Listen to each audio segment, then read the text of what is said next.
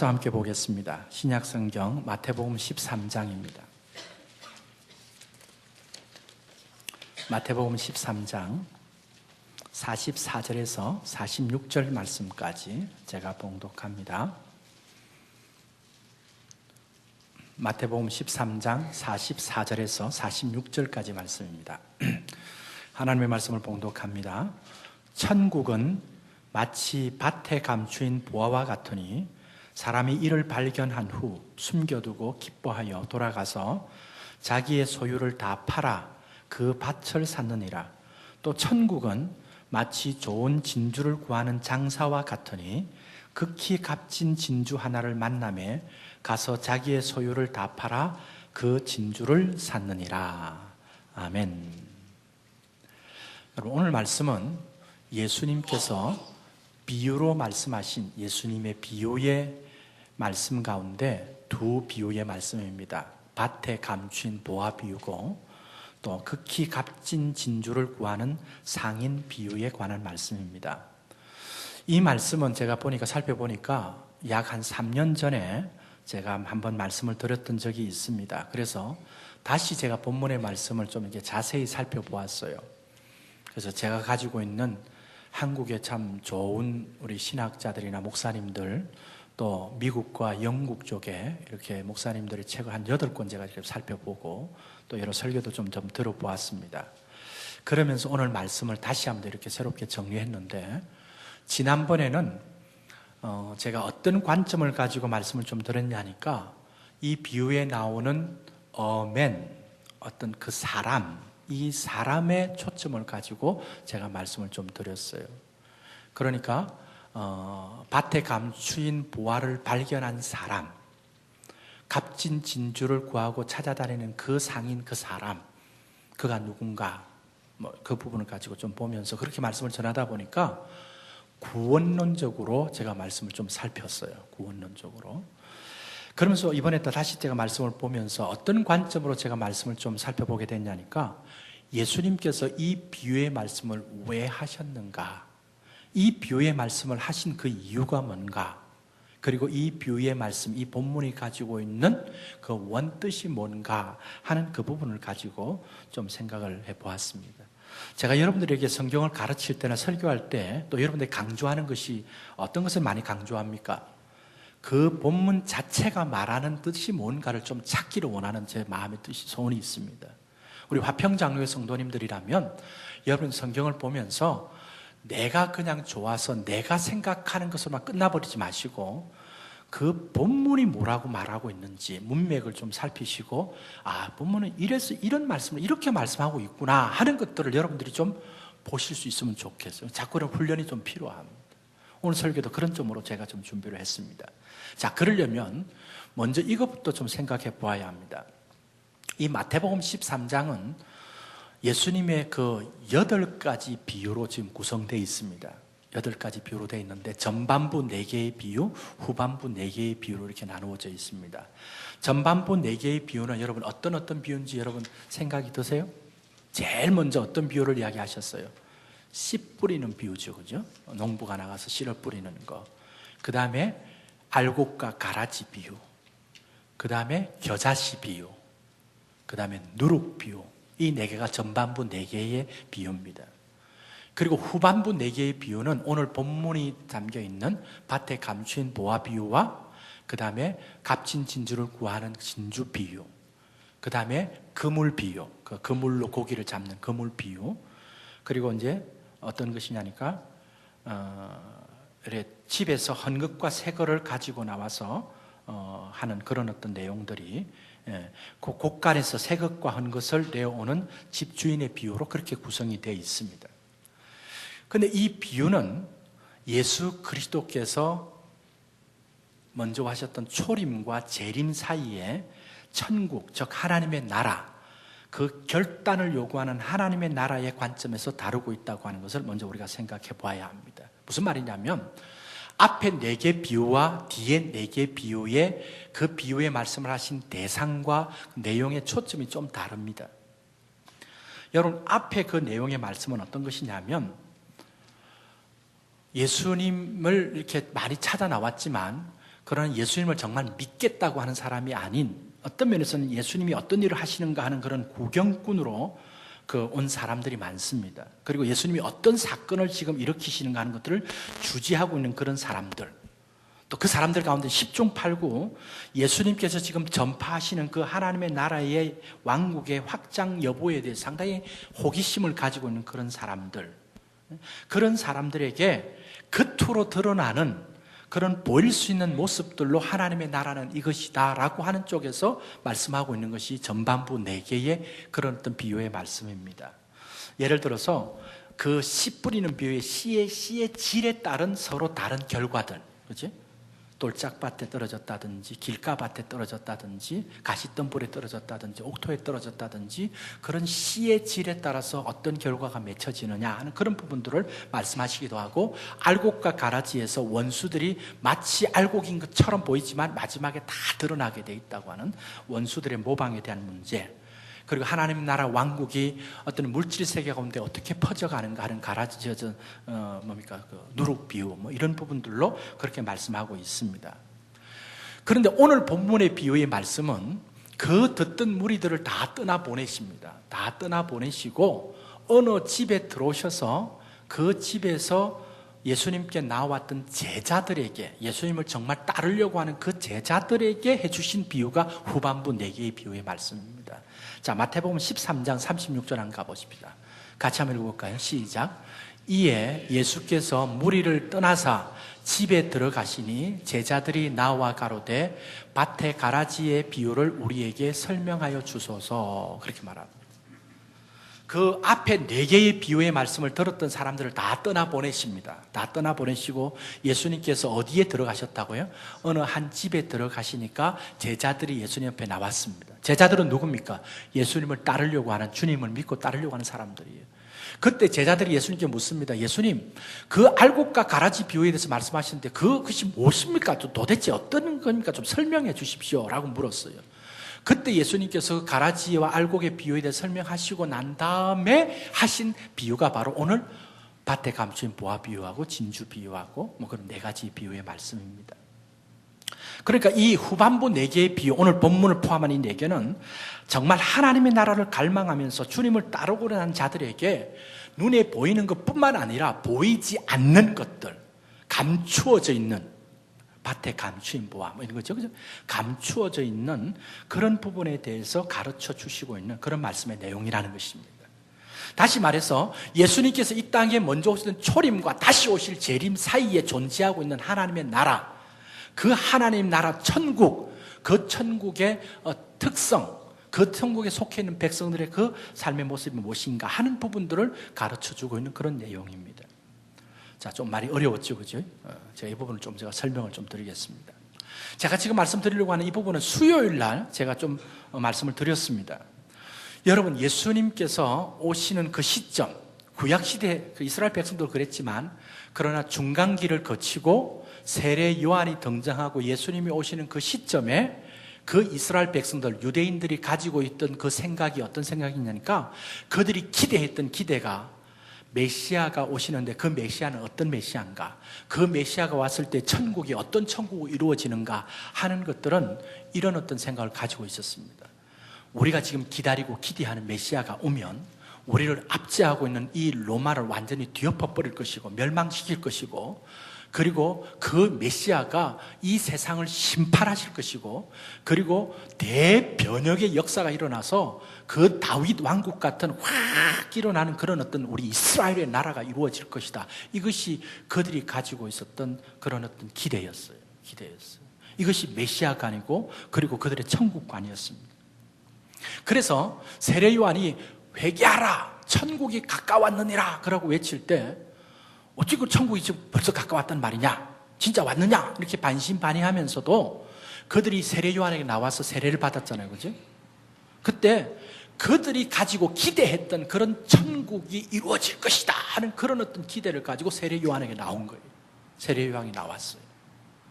세례 요한도 다분히 지금 유대인들이 기대하고 있었던 그런 어떤 천국관, 이런 부분들을 세례 요한도 없지 않아 가지고 있었던 것을 우리가 충분히 보게 됩니다. 그 당시에 사람들이 그 기대했던 그 기대에 부응하는 종말론적인 색채를 강하게 띠고 있었던 것을 그 세례 요한의 메시지 속에서 보게 됩니다. 그러니까 그에게 전하는 메시지가 뭐니까 장차 큰 진노에 놓여 있는, 장차 올 진노에 대해서 외쳤습니다. 너희들이 회개하지 아니하면 진노에 놓일 것이다. 또 도끼가 나무 뿌리에 거의 도달하여서 열매 맺지 않는 나무마다 찍어 던져 불에 던져오리라 하는 그런 메시지였어요. 그러니까 세례 요한도 어떤 생각이냐 하니까 그 그리스도가 오면 너희들을 심판할 것이고 정말 열매 맺지 않는 나무는 찍어서 불에 던지는 그런 진노의 심판이 있을 것이다. 그러니까 회개하라. 이렇게 외쳤어요. 그런데 세례 요한이 그렇게 올 것이다라고 예언했던 그분이 오셨습니다. 세례 요한이 그 예수님 바라보면서 제일 먼저 뭐라고 말했습니까? 보라, 세상 죄를 지고 가는 하나님의 어린 양이로다 라고 이야기하면서 우리의 어린 양 되시는 예수님을 선언했어요. 그런데 그분이 오셨는데, 세례 요한이 그렇게 예언했던 그분이 오셨는데 지금 유대인들이나 조금씩 다분히 세례 요한도 기대했던 뭔가 그런 어떤 천국의 모습이 드러나지 않는 거예요. 그런 분위기가 전혀 없어요. 뭔가 로마를 뒤엎어버리고 말씀을 듣지 않는 자들을 심판하시고 막 도끼로 찍으시고 이런 일도 전혀 안 보이는 거예요. 전혀 안 보였어요. 그러니까 이게 맞나 이런 생각을 하는 거예요. 여러분, 예수님께서는 이렇게 말씀합니다. 곧 내가 하나님의 나라고 내가 하나님의 나라로 왔다라고 하시면서 그 예수님이 이루시는 일들은 어떤 일이냐 하니까 여러분 마태복음 11장 5절 6절 보십시다. 자, 같이 한번 읽을까요? 시작. 소경이 보며 안전뱅이가 걸으며 문둥이가 깨끗함을 받으며 귀머거리가 들으며 죽은 자가 살아나고 가난한 자에게 복음이 전파된다 하라. 5절만 먼저 보세요. 지금 이 예수님의 말씀은 어떤 배경에서 하신 말씀이냐니까 세례 요한도 조금은 정말 저분이 우리가 기다리는 메시아가 맞나 싶어가지고 그의 제자들을 예수님께 보냈어요. 그리고 이렇게 묻습니다. 뭐라고 묻습니까? 오실 분이 당신이 맞습니까? 라고 묻는 거예요. 아니면 당신이 아니라면 우리가 다른 분을 기다려야 되겠습니까? 라고 물었어요. 그때 예수님께서 세례 요한의 제자들에게 뭐라고 말했습니까? 너희들이 가서 너희 스승인 세례 요한에게 너희가 본 그대로 전하라. 그 본 그대로 전하라. 뭘 봤냐니까 소경이 눈을 뜹니다. 그죠? 안전뱅이가 일어나서 걷습니다. 귀머거리가 들리기 시작합니다. 문둥병자가 깨끗함을 받습니다. 죽은 자가 살아나는 역사가 일어나고 가난한 자의 복음이 전파됩니다. 너희들이 이것을 그대로 전하라는 것입니다. 여러분, 예수님께서는 분명히 하나님의 나라의 주체십니다. 하나님의 나라의 주인이십니다. 주님이 이 땅에 오셨습니다. 근데 오셨는데 심판이 일어나고 로마 정부를 뒤엎는 그 당시에 유대인들이 기대했던 그런 천국이 이루어지지 않는 거예요. 이게 뭐냐니까 메시아관과 천국이 관이 잘못된 거예요. 잘못된 거예요. 그러면서 세례 요한에까지 예수님께서 말합니다. 너희들이 본 그대로 전해라. 본 그대로. 그리고 6절 말씀 한번 보세요. 6절 같이 읽어보세요. 시작. 누구든지 나를 인하여 실족하지 아니하는 자는 복이 있도다 하시니라. 여기 나를 인하여라고 되어 있는데 이 내가 어떤 누구를 가리킵니까? 예수님을 가리키죠. 그런데 어떤 예수님이에요? 그들이 기대했던 그런 천국이 벌어지는 게 아니라 소경이 눈을 뜨고 안전뱅이가 일어나고 하는 그런 일을 행하시는 그 예수님을 인하여서 실족하지 않으면, 여러분 이 실족이 무슨 실족일까요? 자기들이 기대했던 그런 예수님이 아니에요. 예수님이 오셔서 일으키는 천국이 그런 천국이 아니에요. 아니네. 이분은 우리의 그리스도가 아니네, 메시아가 아니네 라고 그렇게 실족당하면 복이 없고 그렇게 실족당하지 않으면 복이 있다. 그러니까 자기가 기대하고 알았던 그런 천국과 메시아관을 접고 실족하지 않고 예수님이 보여주시는 그 천국을 그대로 받아들이는 자는 어떻다고요? 복이 있다. 그렇게 말씀하시는 내용이라는 것입니다. 여러분, 예수님께서는 분명히 하나님의 나라를 이 땅에 오게 하셨습니다. 예수님이 뭐라고 말했습니까? 하나님의 나라가 여기 있다 저기 있다 그렇게 이야기할 때 너희들이 거기에 혼돈되지 마라. 하나님의 나라는 내가 너와 함께하는 너희들의 마음 가운데 있느니라 그렇게 말씀하셨다고.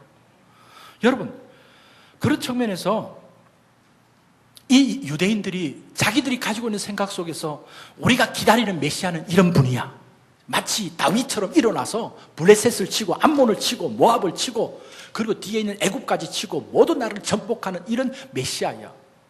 그죠? 그리고 그 다윗 왕국은 그렇게 세계를 막 제패했던 그런 나라가 될 거야. 그런데 예수님은 전혀 그렇지 않거든.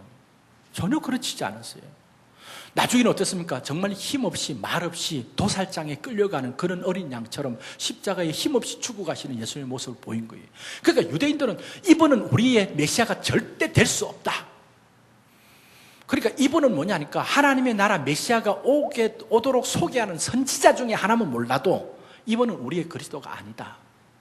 그런데 예수님은 뭐라고 말하는 거야? 내가 하나님의 아들이고 내가 하나님과 하나고 나로 인해서 천국이 이루어진다 이렇게 이야기하니까 이 유대인들이 신성 모독죄로 그냥 살려둬서는 안 된다 하고 십자가에 죽인 거예요. 여러분, 그러니까 지금 뭔 이야기냐면 세례 요한까지도 선명하게 알지 못했던, 물론 분명히 좀 어느 계시의 말씀을 통해 알 수 있겠지만 그 당시 유대인들이나 그 이스라엘 백성들은 그들의 메시아관과 천국관이 잘못된 거예요. 그러니까 예수님께서 하시는 말씀을 도통 알아듣기가 어려운 거예요. 여러분, 여기에서 우리가 한 가지 적용해야 될 부분이 있습니다. 어떤 부분이냐면 저와 여러분은 내가 믿고 있는 예수님 하나님을 어떤 분으로 내가 바로 알고 그렇게 믿고 따라가느냐 하는 거예요. 혹시 여러분들도 이 당시의 유대인처럼 저분은 내가 생각하는 메시아가 아니네 라고 생각하면서 신앙생활을 하고 있지는 않느냐 하는 거예요. 그 말이 무슨 말이냐면 다 각자 자기가 가지고 있는 신이 있어요. 다 각자 자기가 믿는 예수님의 그 형태가 있어요. 일반적으로 많은 사람들이 뭐냐니까 나의 모든 필요를 다 채워주고 도움을 해주는 수호신과 같은 그런 분이에요. 여러분 왜 예배 드리러 나오셨어요? 주일날 왜 여러분 예배 드리러 나오신 거예요? 목사님 그런 질문을 대답하기도 좀 그런 거 질문을 하십니까? 라고 생각은 모르지만 그거 하나만 생각해도 잘 생각해 보세요. 여러분, 우리가 하나님 앞에 나온 것은 1차적으로 하나님 요거 필요합니다. 요거 들어주시고 요거 채워주시고 요렇게 해주시고 요렇게 해주시고 여러분 그래서 내게 복도 주시고 마음의 평강도 주시고 막 주시고 거기 위해서 그렇게 해서 나온 거 아니에요. 그런 마음으로 나오신 분 있으면 좀 잘 생각하세요. 여러분 왜 예배 드렸냐면 정말 나를 구원하신 하나님 앞에 존귀와 영광과 찬송과 그분께 나의 모든 것 드리고 주님의 이름을 높이고 주님을 찬양하고 그러기 위해서 나온 거예요. 근데 이게 바뀐 거예요. 예배 드리러 나온 것도 그렇고 신앙생활 하는 것도 그렇고 전부 다 내 위주예요. 내 위주. 그래서 내 위주로 안 맞으면 이거는 아닌 거예요. 하나님도 아니에요. 여러분 혹시 그렇지는 않습니까? 하나님께서 우리에게 이렇게 말씀하시면 그거는 너무 좋아서 예 맞습니다 박수 막 치면서 맞습니다 뭐 이러다가 내하고 안 맞으면 밀어납니다. 내하고는 관계없어요. 여러분 그러면 전부 다 내가 스탠다드 기준이에요.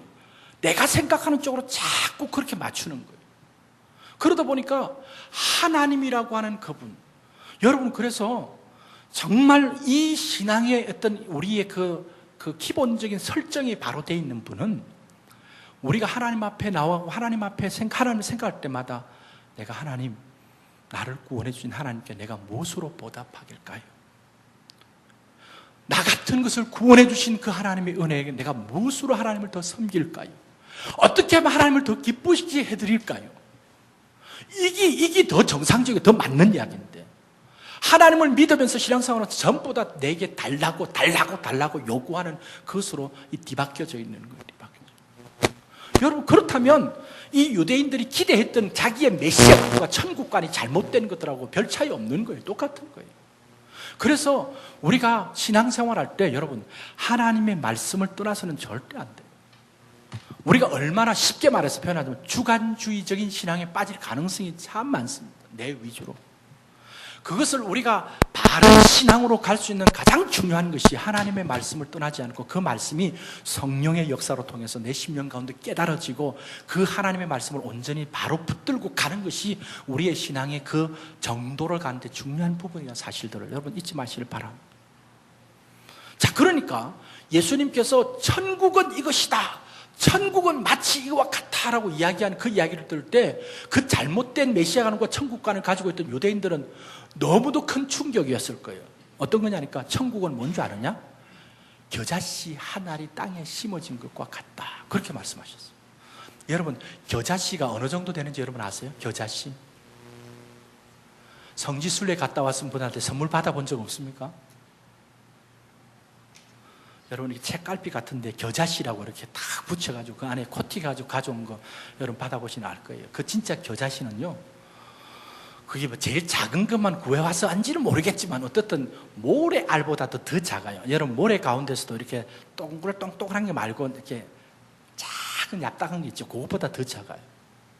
그러니까 그들이 생각했을 때는 하나님 나라 천국은 다윗 왕국과 같은 이런 것이야 되고, 로마까지도 뒤엎은 이런 나라가 되는데 예수님은 뭐라고 말하면 천국은 마치 겨자씨 하나 같은 것이 땅에 심은 거야, 이렇게 이야기해요.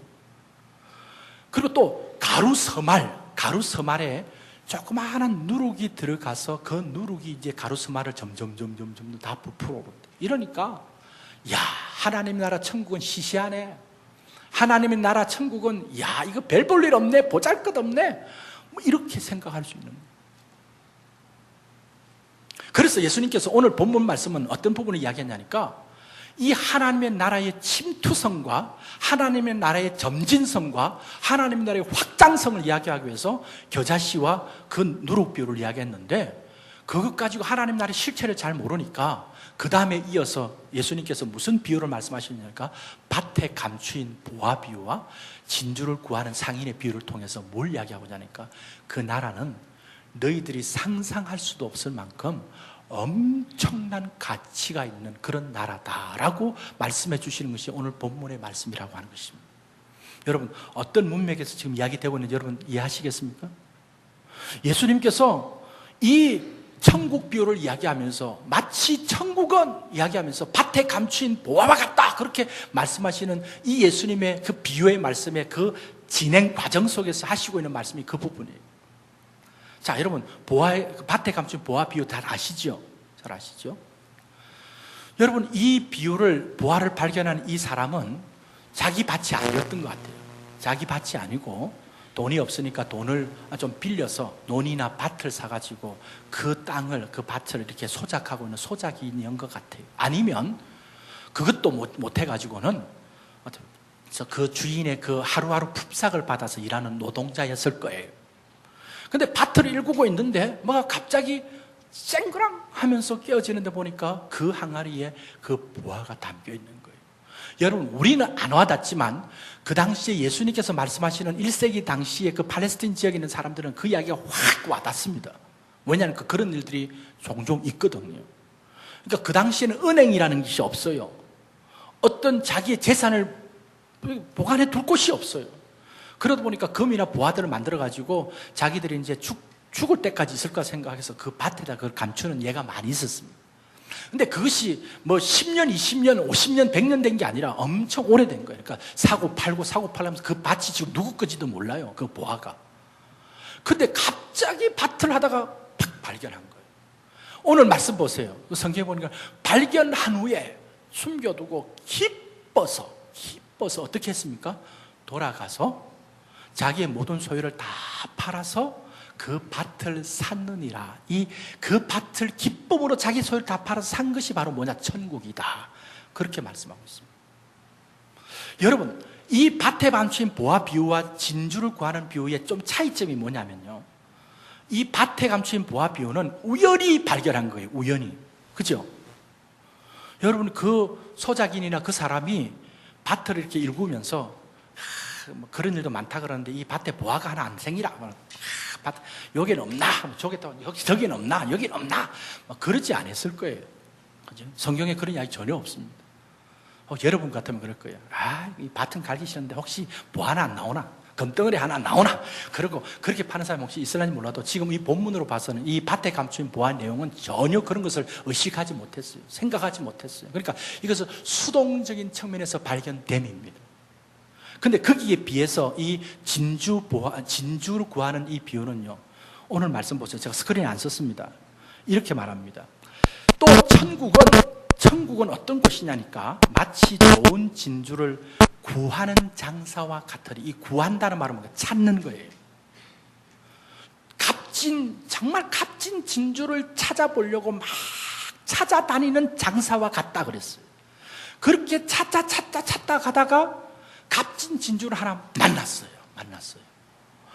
그러니까 값진 진주를 만나니까 너무 좋아가지고 자기가 가지고 있는 모든 그때까지 했던 모든 것 다 팔아가지고 그 값진 진주를 산 것과 같다. 그렇게 말씀합니다. 여기에는 뭐가 있습니까? 좀 더 능동적인 차원이 있습니다. 그죠? 그러니까 그 값진 진주를 구하려고 찾으려고 찾아다닌 거예요. 여러분, 그러니까 지금 뭘 말하고자 하는, 예수님께서 천국은 말하면서 하나님 나라 천국에 대해서 이야기하는 게 뭐냐니까, 우연히 발견되어짐을 당하든지 아니면 찾아다니면서 만났는데 값진 진주를 만나든지, 그 만나게 되면 어떤 모습이 있다는 말이에요? 너무너무 기뻐가지고 자기가 가지고 있는 건 다 팔아서 그거 다 팔고서라도 그것을 사는 것이 바로 천국이고 하나님의 나라다라고 말씀하는 것이 예수님의 오늘 중요한 메시지의 포인트란 사실이에요. 여러분 기억하세요. 예수님께서 오늘 우리에게 말씀하시고 있는 천국, 하나님의 나라는요, 이 세상의 그 어떤 것보다도 정말 가치가, 너무도 놀라운 가치를 가지고 있는 것이 바로 하나님의 나라입니다. 그 하나님의 나라를 발견하고 그 하나님의 나라 천국을 소유한 사람은요, 너무너무 기뻐요. 너무너무 기뻐요. 자기의 모든 소유를 다 팔아도 하나도 아까울지 않도록, 그거를 구하고 얻기 위해서는 다 팔아도 하나도 아까울지 않아요. 눈을 감고 드시면 잘 안 들립니다. 지금 제가 엄청 심각하게 이야기하고 있습니다. 지금 중요한 본론으로 막 들어가고 있습니다. 아직까지는 서론이요. 여러분, 우리가 이 말씀을 들으면서 우리가 적용해 보세요. 여러분 정말 예수 그리스도 믿으시죠? 예수 그리스도 믿음으로 말미암아 여러분이 천국을 여러분 마음속에 소유하셨죠? 그래서 여러분의 인생 가운데 여러분이 믿는다고 하는 예수 그리스도와 여러분이 소유했다고 하는 천국이 어느 정도의 여러분의 인생 가치의 몇 프로 정도 됩니까? 몇 프로 정도 돼요? 많이 봐줘가지고 한 50% 됩니까? 제가 볼 때는 50%만 돼도 지금 이런 모습이 아닐 거예요. 조금 더 줘가 60, 70% 됩니까? 여러분, 우리의 신앙생활은 예수 그리스도와 그 예수 그리스도 안에 있는 하나님의 나라의 그 가치성을 100% 찾아가는 거예요. 여러분, 그것을 100% 찾게 되면요, 오늘 말씀에서 말하는 것처럼 다른 것보다는, 다른 것 눈에 안 보입니다. 여기에 가장 귀한 것인 줄 알고 여기에 내 온 마음을 다 쏟을 수밖에 없어요. 그것이 바로 하나님의 나라가 가지고 있는 놀라운 가치성이라고. 여러분, 성경에는요, 이 부분에 대해서 말하고 있는 것이 바로 성경입니다. 성경을 찾아보세요. 그 성경 내용에 이 내용으로 가득 차 있습니다. 대표적인 사람이 누굽니까? 대표적인 사람. 이 정도 나오면 딱 나와야지 참 좋은데. 사도 바울. 여러분, 사도 바울은 어떤 사람이었어요?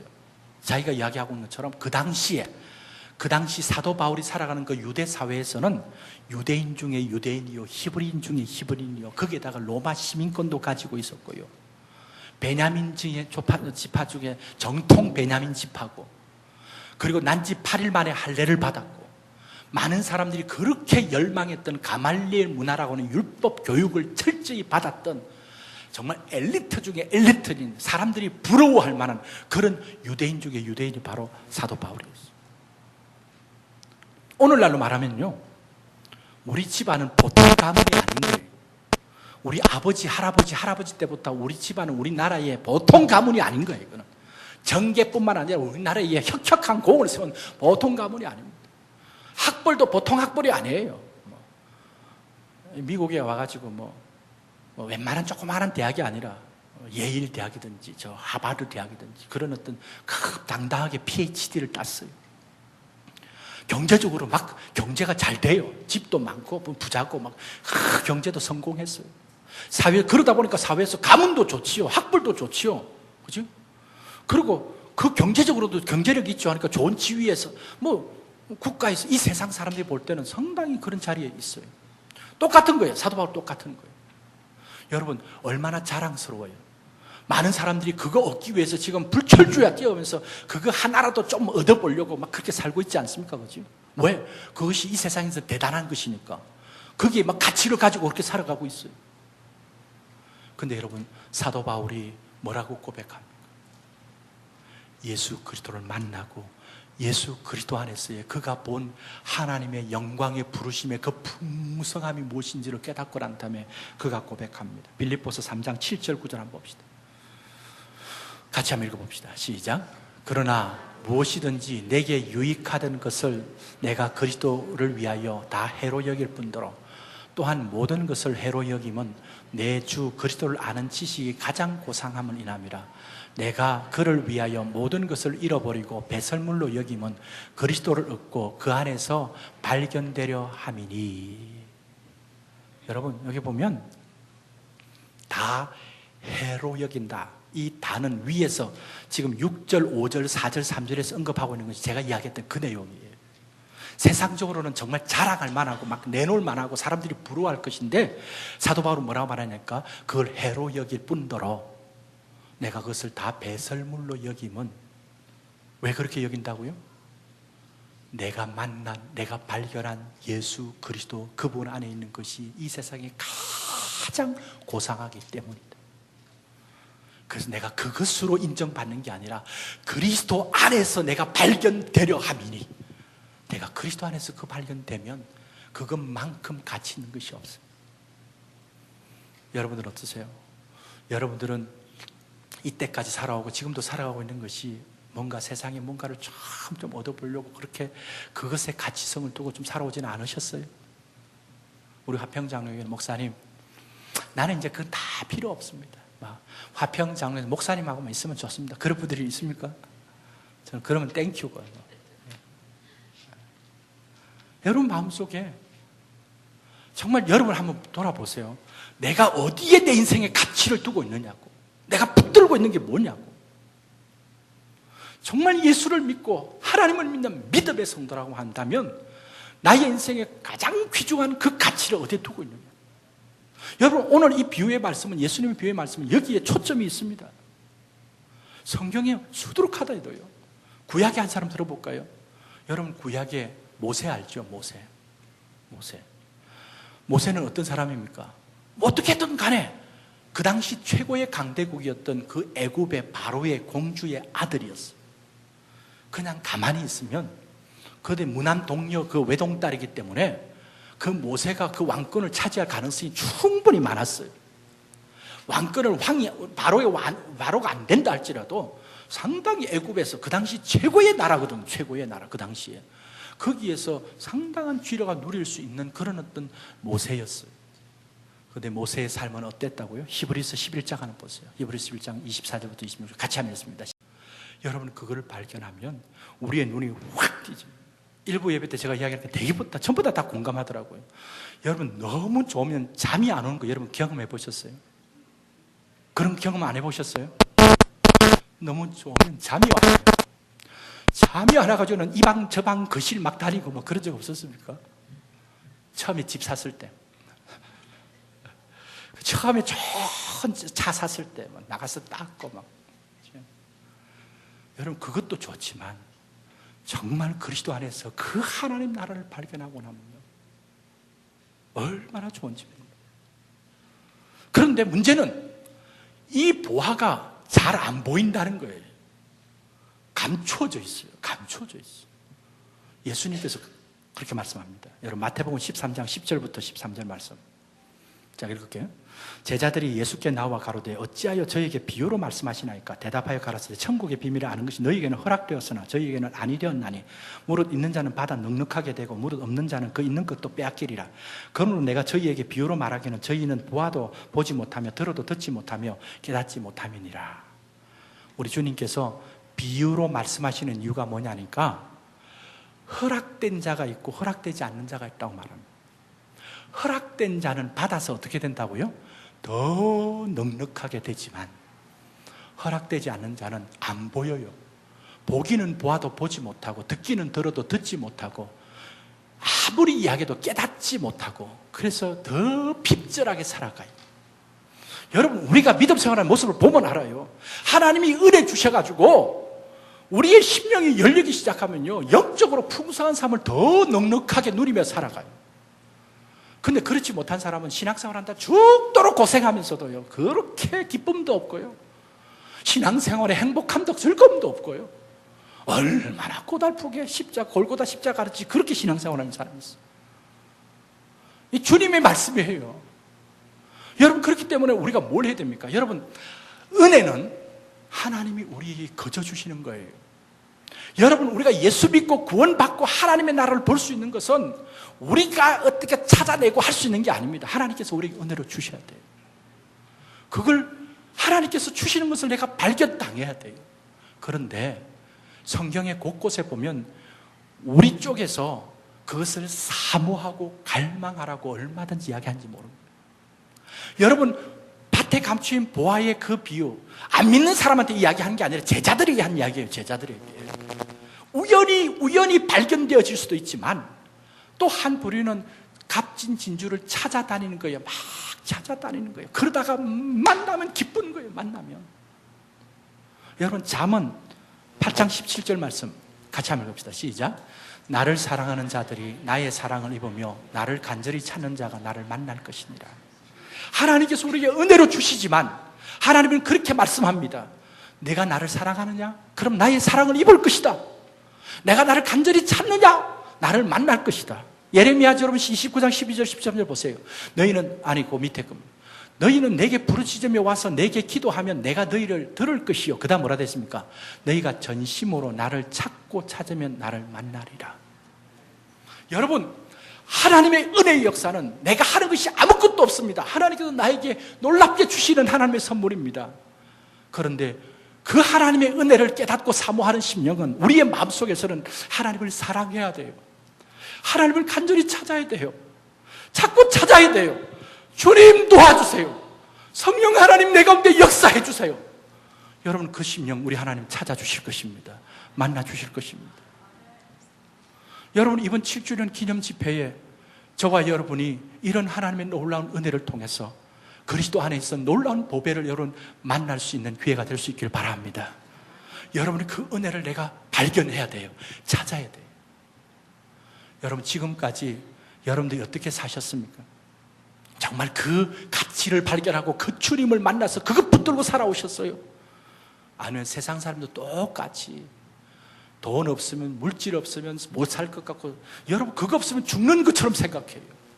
뭔가 세상에 성공하기 위해서 그걸 막 애써서 달려갔어요.